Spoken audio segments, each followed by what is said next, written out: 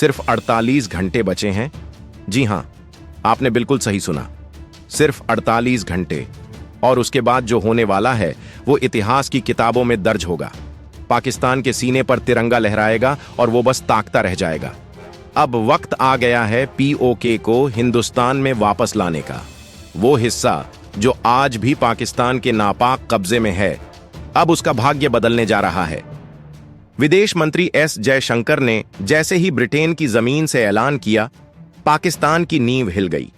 उनके शब्द नहीं, बल्कि एक चेतावनी थी। उन्होंने साफ कहा, पीओके भारत का हिस्सा है और इसे वापस लाना हमारा संकल्प है।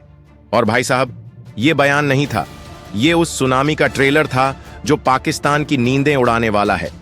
पॉक मिशन अब सिर्फ कागजों तक सीमित नहीं है, अब यह जमीनी हकीकत बनने जा रहा है। पाकिस्तान के होश इसलिए भी फाख्ता हैं क्योंकि हिंदुस्तान की सेना, उसकी रणनीति और उसकी राजनीतिक इच्छा शक्ति पहले से कहीं ज्यादा मजबूत है। जयशंकर का बयान सिर्फ पाकिस्तान के लिए नहीं था, बल्कि दुनिया के लिए एक सख्त संदेश था कि भारत अब इंतजार नहीं करेगा, अब कार्रवाई होगी। अब पाकिस्तान में मचा है हाहाकार। जिहादी बौखलाए हुए हैं, भौंकते फिर रहे हैं कैमरों के सामने। कोई कह रहा है कि एटम बम चला देंगे, कोई कह रहा है कि कुर्बानी देंगे, कोई गला फाड़ फाड़ कर कश्मीर पर दावा ठोक रहा है। लेकिन भाईजान, बातों से न जंग लड़ी जाती है और न जंग जीती जाती है। जरा अपनी हालत तो देख लो।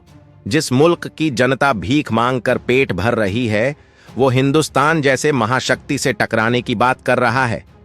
इंसान के पास 3 पावर होती है, माइंड पावर, टॉकिंग पावर और हैंड पावर। अब तक भारत सिर्फ माइंड और टॉकिंग पावर का इस्तेमाल करता रहा है, लेकिन अब वक्त आ गया है हाथ चलाने का। और जब हिंदुस्तान हाथ चलाता है तो नक्शे बदलते हैं। पाकिस्तान के पास ना माइंड पावर है, ना टॉकिंग पावर, और हैंड पावर की तो बात ही मत कीजिए। जिस देश की सरकार IMF से लोन की भीख मांग रही हो, जिसकी अर्थव्यवस्था ICU में हो, जहां पेट्रोल से ज्यादा महंगी रोटी बिक रही हो, वो जंग की धमकी दे रहा है और ऊपर से गीदड़ भभकी एटम बम। जी हां, पाकिस्तान के कुछ नेता और जिहादी कह रहे हैं कि अगर भारत ने हमला किया तो हम एटम बम चला देंगे। अरे मियां, पहले ये तो देख लो कि बम है भी या नहीं, और अगर है भी तो क्या उसके इस्तेमाल की औकात बची है। पाकिस्तानियों की हालत ऐसी हो गई है जैसे कोई फटी बनियान में गुच्छी की घड़ी पहनकर पार्टी में जाने की बात करे। अपने हालात संभाल नहीं पा रहे और बात कर रहे हैं कश्मीर छीनने की। कश्मीर छीनने का सपना अब पाकिस्तान के लिए डरावना सपना बन चुका है। पीओ की जनता अब सब जान चुकी है। वहां के लोग अब खुद कहने लगे हैं कि हिंदुस्तान के साथ रहना बेहतर है। कश्मीर में जहां एक तरफ निवेश, स्कूल, रोजगार और शांति आ रही है, वहीं पीओके में सिर्फ बंदूकें, जिहादी ट्रेनिंग कैंप और भूखमरी का बोलबाला है। वहां के लोग पूछ रहे हैं, हम किस जुर्म की सजा काट रहे हैं। जयशंकर का बयान पाकिस्तान के लिए किसी परमाणु विस्फोट से कम नहीं था।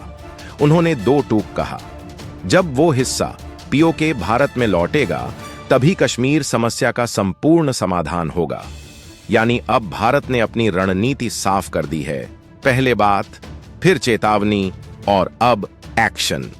जहां एक ओर पाकिस्तान के मीडिया हाउसेस बड़बड़ा रहे हैं, वहीं दूसरी तरफ खुद पाकिस्तान के रिपोर्टर अपने देश के जिहादियों की पोल खोल रहे हैं। कैमरे के सामने कह रहे हैं, पाकिस्तान की हालत देखो, एटम बम से पहले रोटी की चिंता करनी चाहिए। अब पीओके सिर्फ एक भूभाग नहीं रहा, बल्कि ये देश की अस्मिता का सवाल बन गया है। अब ये सवाल नहीं कि कब होगा, अब ये ऐलान है कि बस 48 घंटे बाद पीओके में तिरंगा लहराएगा। भारत का इतिहास गवाह है कि जब जब भारत ने ठाना है, तब तब उसने करके दिखाया है। चाहे वो 770 हटाना हो, चाहे राम मंदिर बनाना हो, या अब पीओके को वापस लाना, भारत अब रुकने वाला नहीं। उमर अब्दुल्ला जैसे नेता भी अब सरकार से सवाल कर रहे हैं, अगर सरकार पीओके को वापस लाना चाहती है तो किसने रोका है। उनका सवाल बिल्कुल जायज है, लेकिन जवाब भी साफ है, अब किसी ने नहीं रोका, अब वक्त आ गया है करने का। और बात अगर इतिहास की करें तो 1947 में जब पाकिस्तान समर्थक कबायलियों ने कश्मीर पर हमला किया था, तब महाराजा हरि सिंह ने भारत से मदद मांगी थी। भारत ने मदद के बदले कश्मीर का भारत में विलय मांगा। वही विलय अब अधूरा है और अब वो अधूरा इतिहास पूरा होने जा रहा है। पोक के वो गांव, वो नदियां, वो पहाड़ जहां एक वक्त पर भारत का झंडा फहराता था, अब फिर से हिंदुस्तान की बाहों में लौटने को तैयार हैं। अब सिर्फ वक्त की बात है। लेकिन पाकिस्तान अब भी सपने देख रहा है, एटम बम के, जंग के, कुर्बानी के। लेकिन उन्हें कोई बताए कि हिंदुस्तान अब 90 के दशक वाला मुल्क नहीं है। अब ये न्यू इंडिया है जो सहायता कम है और करता ज्यादा है। और यही वजह है कि पाकिस्तान बौखलाया हुआ है, बेतुकी बातें कर रहा है, क्योंकि वो जानता है कि अब खेल उसके हाथ से निकल चुका है। भारत की सेना, भारत की सरकार और भारत की जनता तीनों एक सुर में कह रहे हैं, अब पीओके को भारत में मिलाना है। आज का पाकिस्तान वो मुल्क है जो खुद अपने ही इलाकों में सेना से लड़ रहा है, जहां ब्लैकआउट आम बात है, जहां स्कूल नहीं, अस्पताल नहीं, सड़कें नहीं, मगर जंग के ख्वाब बड़े बड़े हैं। वो जंग जो वो कभी जीत ही नहीं सकता। अब गिनती शुरू हो चुकी है। वक्त की सुइयों ने उलटी चाल पकड़ ली है।